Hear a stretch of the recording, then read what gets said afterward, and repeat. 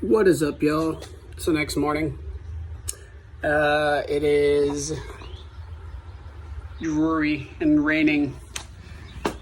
That wonderful spring weather. So today we're going to continue working on this chain cover under that bag over there. I don't know if y'all can see that. We're going to be doing that today, but we have yard work to do first. So I got to get all these bags dropped off, get them out of the way, and get room to work on the car. And after I do my chores, then we'll get to working on car stuff. So see you in a bit. And the last little guy.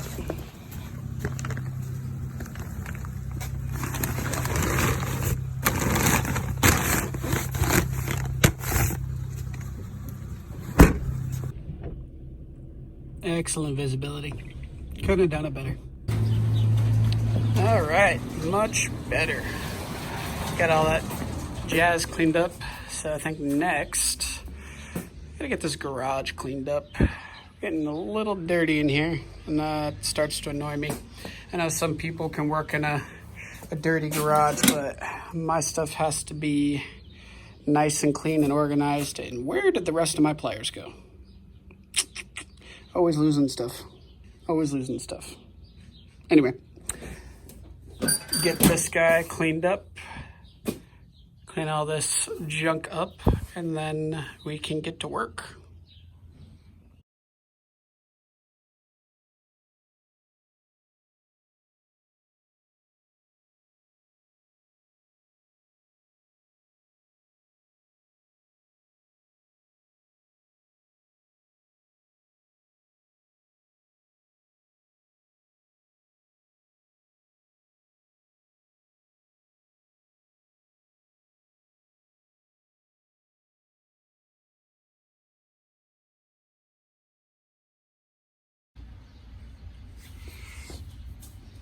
All right, so we got the garage nice and cleaned up. I found one of my pliers, didn't find the others. Missing my needle nose, it's kind of annoying, but we'll leave that for the time being. And now we're going to finally get to working on this cover. So I have it covered in this trash bag because this is the oil pump, and we don't want to get anything in that. It needs to stay nice and clean. So we're going to be very careful with this. I got some, excuse me, I got some paper laid down. So we keep this nice and clean. And then if we need to, we will put a trash bag over it if we want to leave it. So what we want to get here is this stuff. There we go. I'm going to get all of this junk out of here. So the first time I did it, I had to use a wire wheel. Really annoying to go through and get it all. Luckily, whatever I used this time around, it isn't nearly as bad as whatever, you know, the stock Subaru stuff comes with. So this isn't going to be nearly as bad. We're just going to cover all of the stuff up so that we don't get any, you know, oil or anything crazy like, or excuse me, any of this RTV, this liquid gasket inside our pump or in any of these, the cam positioning sensors and all of that stuff. So that's where we're at. Here's our cover. For any of you who don't know, this is your oil cooler here. So you're gonna have a coolant inlet and return. Those are coolant lines. And then this is where your oil filter attaches right there. You can see we're leaking oil all over the place because it's still got a little bit in it, which is completely normal. So get this guy nice and cleaned up and we will go from there. All right, so fun tip.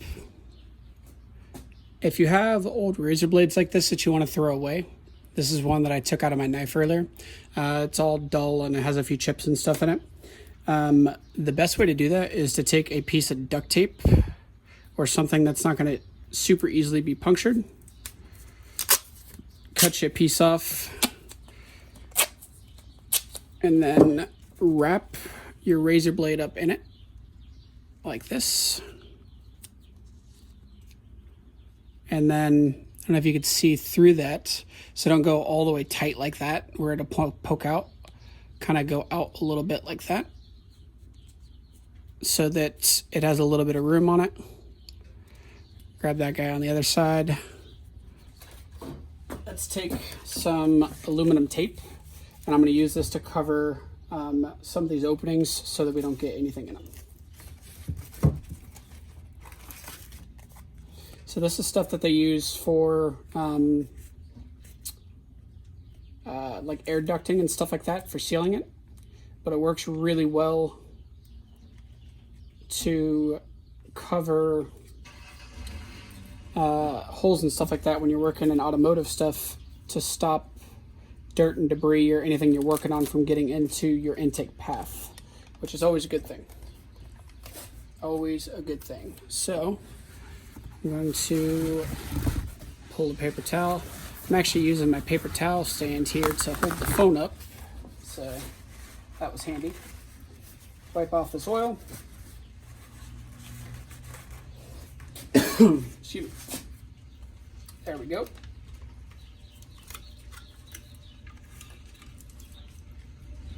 And then that'll be covered and good to go. So that part's done. We have 2 more holes over here, and then another one over there, and another one over there. And that should be it.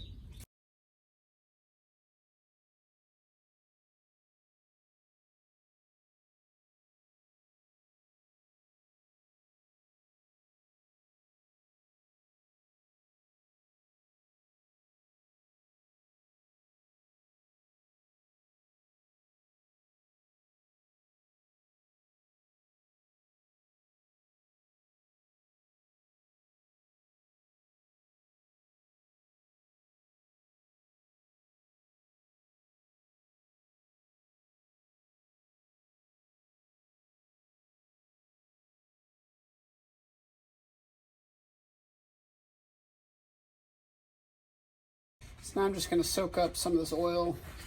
This will just make up the cleaning process easier when we're done, because we don't want to get any of this gasket stuff stuck in there and then not notice it, and then put it back together with some of this stuff just kind of free floating in there. That's how we blow up engines, and we are not here to blow up engines. Got everything sealed off, so now get to the fun part of taking all this gasket material off. So it's not particularly hard, it's just very tedious.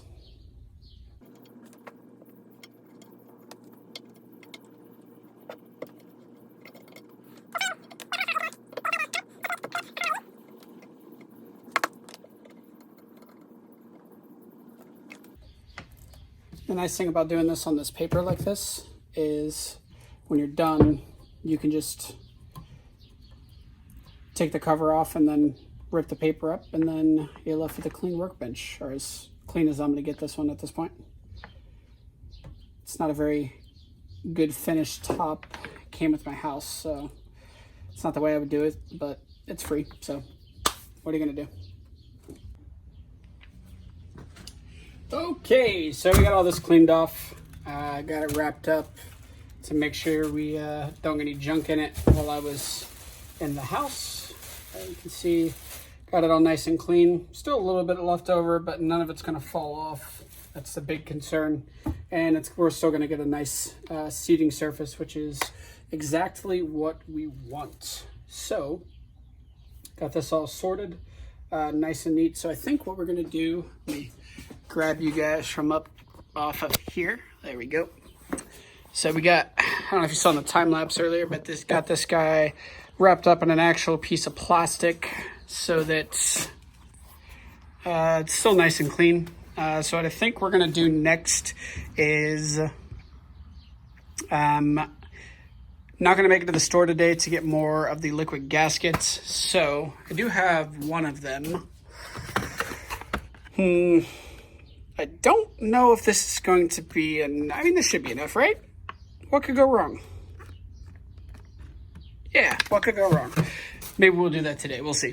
But once we get our chain cover back on here, the next thing that I want to do is, I did some thinking. We're not going to put it back in immediately. The reason being is I want to do some engine dress up. So basically, you can see this hose has this nice little thing over it. And then we have this one, which is a really nice silicone one from, it's a set from Mishimoto.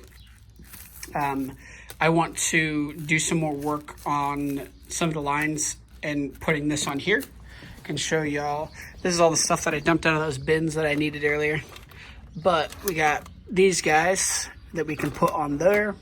We also got some stuff here. So we got a lot of nice stuff that we can, do some wrap up, make it look nice. And it's really good to do this with the engine out of the car, because there's no fluid in any of the systems. So we can take all the hoses off without, worrying about spilling coolant and oil and needing to top stuff back off and not having to worry about it. So we are going to take advantage of this and do some dress up and make it look nice and pretty, because as you know, if it looks cool, it adds 5 horsepower. That's a proven scientific fact. And then after that, we will look at putting it back in the car. But this way I can show y'all how I do this. Got a few tips and tricks I can show you there. We can even go over some of these lines and what they're made for, and then go from there. All right, so got a little bit of work done, but it is getting a little bit late, and I got some stuff I got to do in the house. Plus, it's low-key pouring, so probably gonna call it there for the day. Hopefully get this video edited and put out tonight, and then we can do more stuff tomorrow. So hopefully tomorrow we will get this cover gasketed and get that installed, and then move on to some of the fancy work on the engine, and then we'll go from there. What is happening, YouTube? It is the next day. The video didn't get put out last night. Had some issues with the editing, lost some footage. Some of the stuff I wanted to be in there isn't going to be in there, but that is just fine, right? So what we're going to do today is we're going to go get some of that liquid gasket so that we can put this cover back on, so I don't have to keep it covered in plastic the entire time. And then we are also going to go get some of the O-rings, because I've rethought some of my bad decisions, and we are going to replace some of those O-rings underneath the chain cover. Even though they've only been in there for a few months, it's still good practice to always replace them. It's not the lifespan. It's just once they're squished, they kind of get deformed and they don't work anymore. It's a whole thing. So we're gonna see what it's gonna cost to replace those. They're just a few O-rings, so it's not gonna cost too much. So we're gonna go pick that stuff up, and then we're gonna get working. Got it. All right, folks, so we're back. We got our RTV, and then we also got our new O-rings. So if you're ever working on a Subaru, you can just go to the Subaru dealership, and their parts department can help you buy individual parts like this, especially on these newer cars that have not a lot of aftermarket part support like the EJs and stuff like that do. So really nice people. They'll help you out, especially when your car's already like 17 types out of warranty. If your car's in warranty and you go in asking for, pistons and stuff like that, they might be a little concerned, but, for where we're at, not an issue. So I'm going to replace a few of these O-rings real quick, and then show you where we're at. All right, so replace the O-ring under our upper tensioner up here. Haven't pulled this out yet because I haven't tightened these down yet. So whenever you're tightening or loosening anything, it's not a good idea to do it with an impact or any sort of electric tool, all right? You're not gonna get as much of a feeling or control over what you're tightening and be able to feel it like you can by actually doing it by hand, right? So you always want to loosen or break it, as we say, with a hand tool first, just to make sure it's turning properly, and then you can run it out with an electric or impact, whatever your choice is. And then the opposite, you don't want to really be tightening stuff, at least important like engine internals, with any sort of impact or electric or anything like that, right? So I tightened it with the drill, but now I'm going to actually be feeling it with my hand tool here. All right. So, and that way, as you do this more and more, you'll get a feel for when a bolt is too tight, when it's about to break. You start to get kind of a, you know, they say I have calibrated hands, right? You start to actually get, you know, just a feel for what's happening with whatever it is you're tightening or loosening. All right, so that's done. Got this tensioner in place, replaced that O-ring. Here's the old one in case you were wondered, or, you know, whatever the case may be. It's hard to see in the camera, I'm sure, but it's, even though it's only been in the engine a few months, it's flattened. So it's deformed out of shape from it being compressed, you know, within that spot. So that's what the O-rings are made to do. So the reason why they say always replace your O-rings is they're not made to be reused. The minute you take them off, that's pretty much it. Can it be done? Sure. Have I done it? Definitely. Should you do it? Nope. So replace your O-rings whenever possible. It's going to happen when you can't, but in situations like this where I went and paid $7 for all the O-rings I need, take that any day of the week. All right, so next we are going to replace these other guys. Show you all here. All right. All right, can't flip the camera around while it's already recording, so I have to fix that in editing. So we got this guy here. One. Oh, that is the opposite of good. Oh, that is so bad. I just broke that Allen key in there.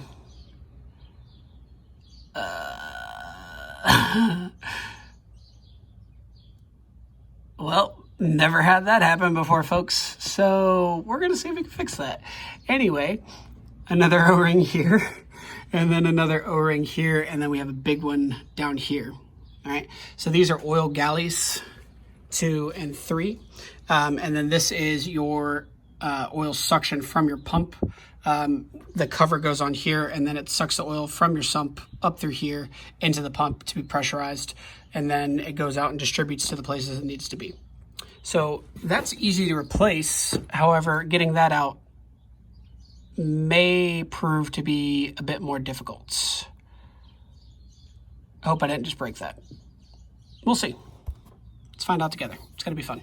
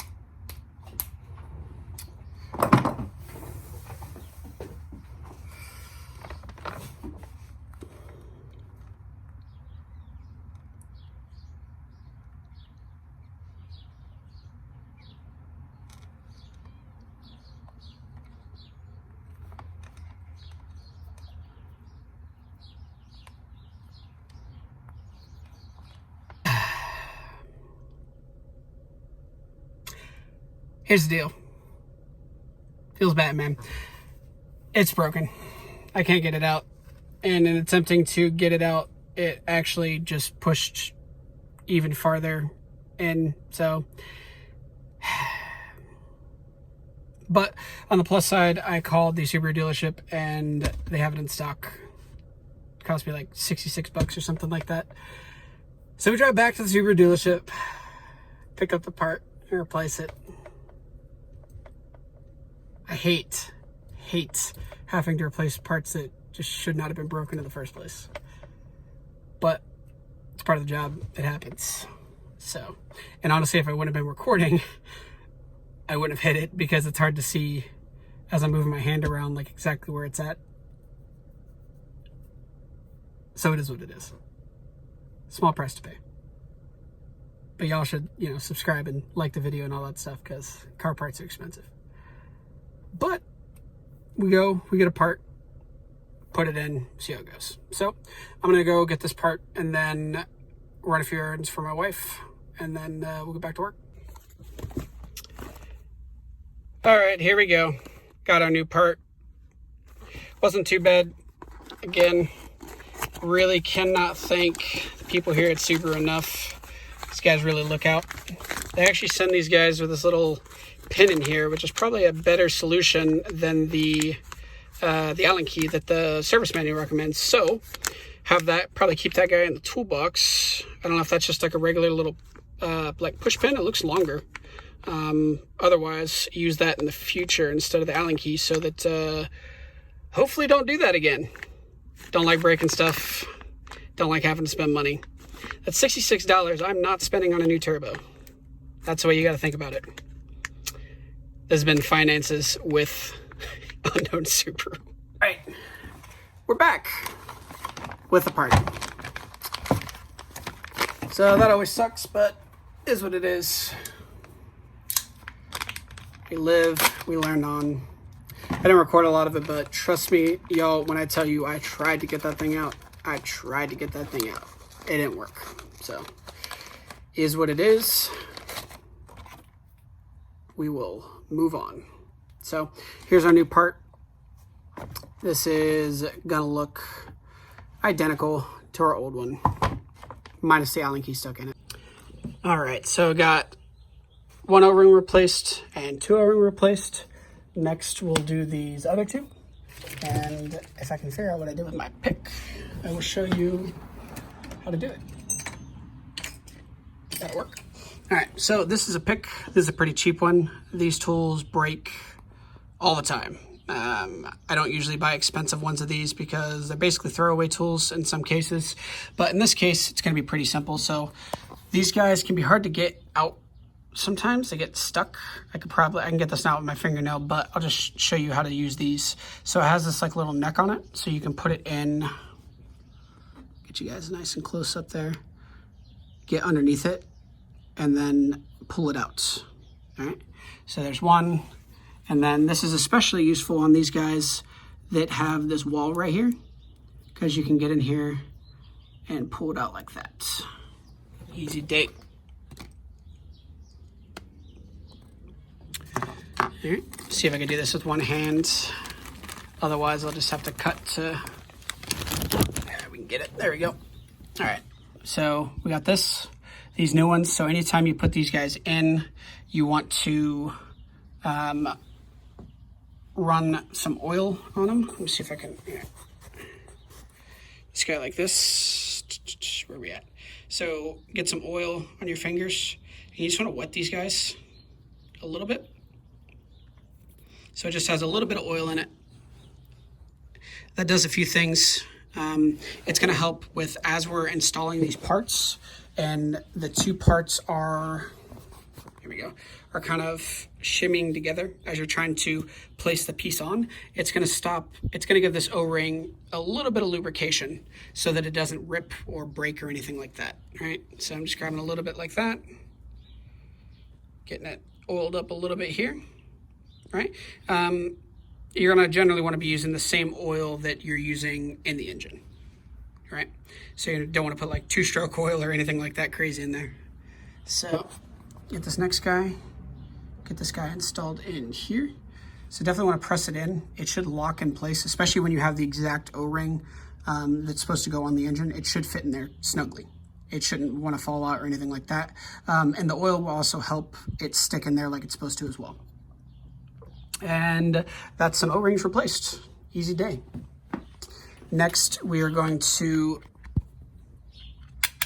there we go, pull that guy out of there. And we have a nice and tensioned chain. We didn't move any of the pieces or anything like that. So all the timing and stuff is going to be fine. We have our arrows facing each other there. Have our arrows facing each other there. All right, so the next thing we need to do, I don't want to do the little screen record thingy, so we're just gonna get this guy on the phone and go from there. So those are the 4 O-rings we just replaced. There's also one under our tensioner right here. If you're not aware, this is the factory service manual up there. So I'll show y'all how we read this guy.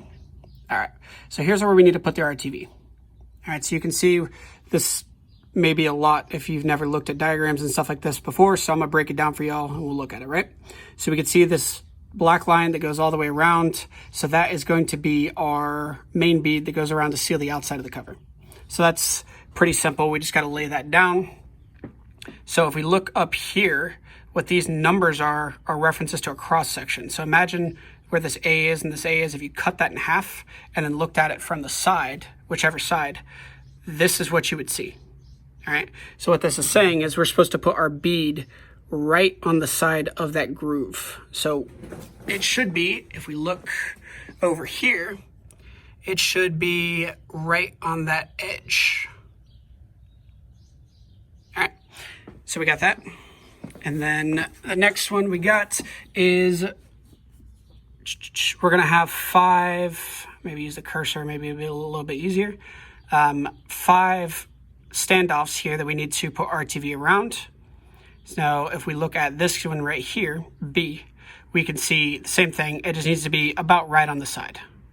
All right, so that there. And then these two are basically going to tell us the same thing. All right, so on some of these parts, it needs to be a little bit overlapped. I can tell you that it is not as serious as you might think.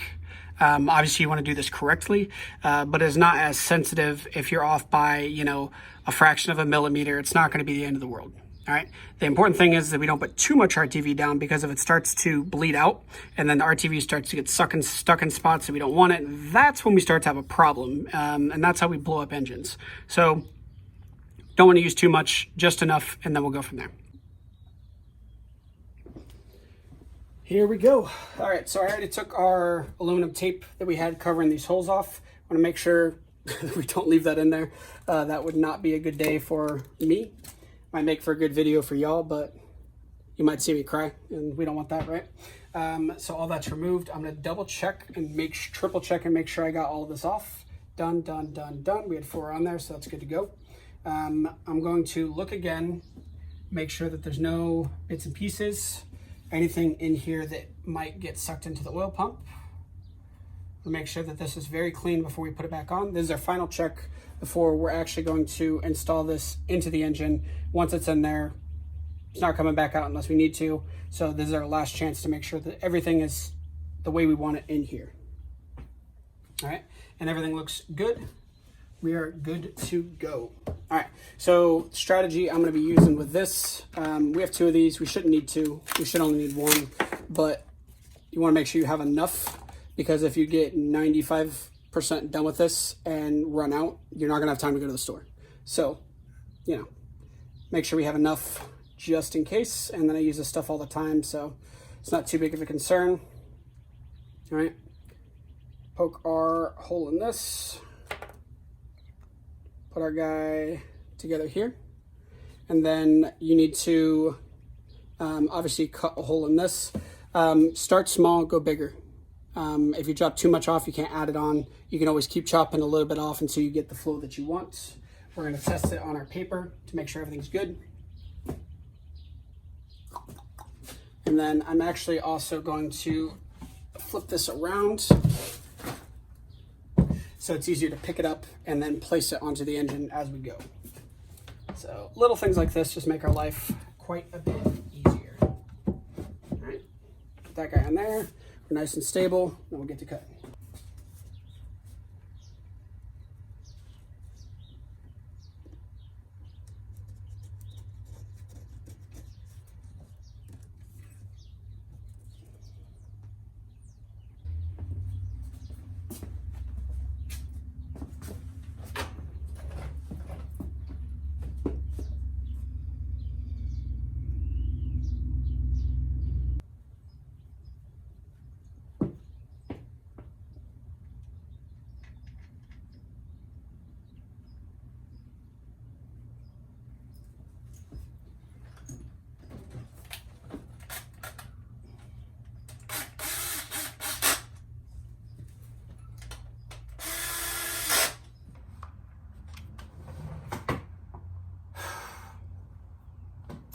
All right, there we go. And that is a chain cover installed. So didn't talk through a lot of that because obviously it's a little bit time sensitive, but got the cover installed, put the 10 millimeter center bolts in first to hold it in, tighten those evenly. So I can go over that in a later video. It's something called star pattern, but essentially you don't want to just tighten them in a straight line. You want to bounce back and forth. So that the pressure is being evenly distributed, right? And then after I did that, I did the long 12 millimeter bolts on the outside, evenly tightened those. And then after that, I did the shorter 12 millimeter bolts, did the same thing, evenly tightened them. I don't worry about doing with this many bolts. I don't do every single one in that star pattern because it's easy to miss them. But I just did, cut it into 6th and just bounced around to make sure it was even, and then went around in a circle to make sure I got every single one. And I was counting 27 outer bolts, 5 inner bolts, and then after that I went back and retightened the center ones because we tightened it with the outside bolts, so we need to make sure that these inside ones are tight too. Otherwise we'll start getting oil leaks out of where these smaller bolts are from where we did those small rings around the outside. So that's it. Cover installed, so easy day. Yeah. So from there, definitely want to get it cleaned up. Engine's pretty dirty, but before we do that, I want to make sure that everything is sealed properly. Obviously, we don't want to get water or anything like that in our nice clean engine that we just put together. But this needs to cure for a minimum of 24 hours anyway. So we'll leave that be for the time being. All right, well, a little bit longer of a video. Meant to put one out yesterday, but lost some footage, so is what it is. So it's going to be a bit of a hodgepodge together. Still learning the whole editing thing, so y'all bear with me. I'll get better at it. So I know part of the video yesterday I said I was going to do something, but some of that footage was lost, so, again, bear with me. We'll get better. But that'll be that for the time being. Next thing we're going to do is get the engine cleaned up, do a lot of our pretty hose installations, and get it in and see if it works. So thanks for watching. Y'all have a great day.